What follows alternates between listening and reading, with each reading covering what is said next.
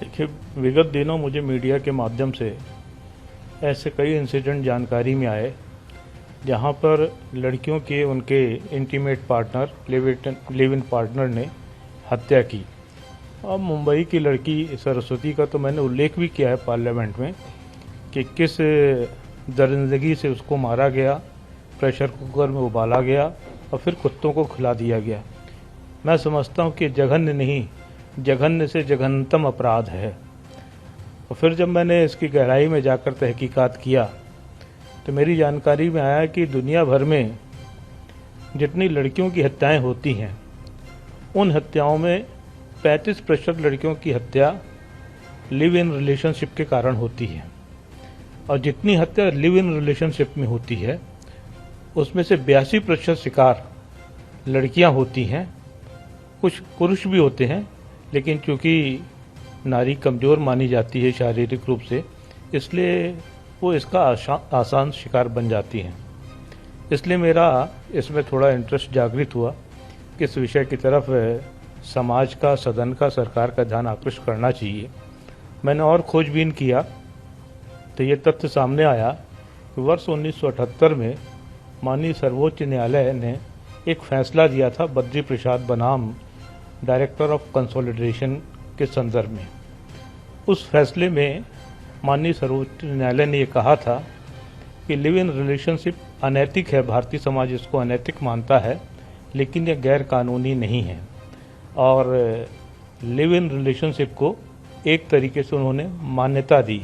इसका दुष्प्रभाव ये हुआ कि भारतीय समाज में लिव इन रिलेशनशिप का चलन बढ़ा और एक जो सामाजिक पर्दा है, नज़रों का जो संकोच है, वो धीरे धीरे कम होता गया।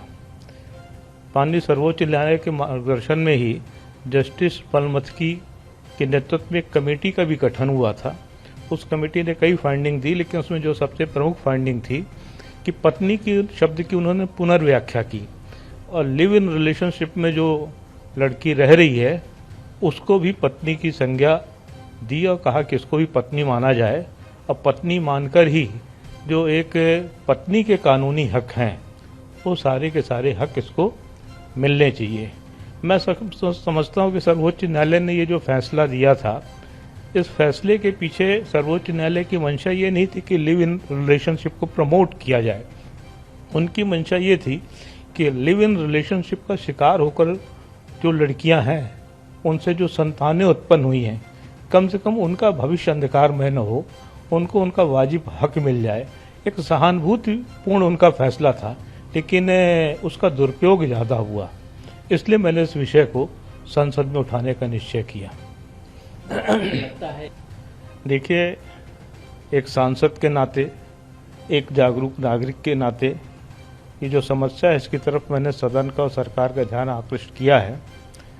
अब यह गेंद जो है सरकार के पाले में है, जनप्रतिनिधियों के पाले में है, और मैं तो कहता हूँ पूरे भारतीय समाज के पाले में है। ये उनको तय करना है कि वो किस तरीके का भारत चाहते हैं, अपने सांस्कृतिक विरासत के साथ आगे बढ़ना चाहते हैं। और मैंने कहा है कि विवाह और परिवार हमारी सांस्कृतिक विरासत है। भारत की विशेषता में परिवार और विवाह की जो स्थान है बहुत महत्वपूर्ण स्थान है। तो इस विरासत के साथ आगे बढ़ना चाहते हैं कि हम भी भारत को मैक्सिको बनाना चाहते हैं, कि हम भी भारत को अमेरिका बनाना चाहते हैं, कि हम भी भारत को यूरोप की छाया प्रति बनाना चाहते हैं। ये भारतीय समाज को तय करना है। मैंने तो अलार्म बजाया है और सही समय पे बजाया है। अगर भारतीय समाज अपने वैल्यूज़ की कद्र करता है, अपने मूल्यों की कद्र करता है, अपनी मान्यताओं की कद्र करता है, निश्चित रूप से यह विचार उनको उद्वेलित करेगा। और भारतीय समाज एक बार तैयार हो गया तो सरकार भी उनकी बात सुनेगी।